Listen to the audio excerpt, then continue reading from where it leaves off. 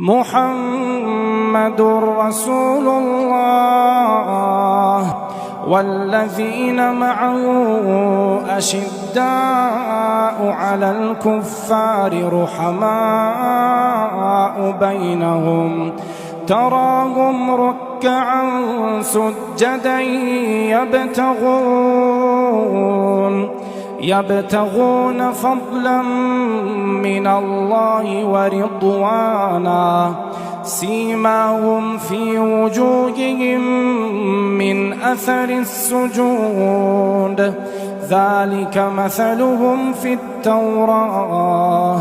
ومثلهم في الإنجيل كزرع أخرج شطأه فآزره فاستغلظ فاستوى على سوقه يعجب الزراع ليغيظ بهم الكفار وعد الله الذين آمنوا وعملوا الصالحات منهم مغفرة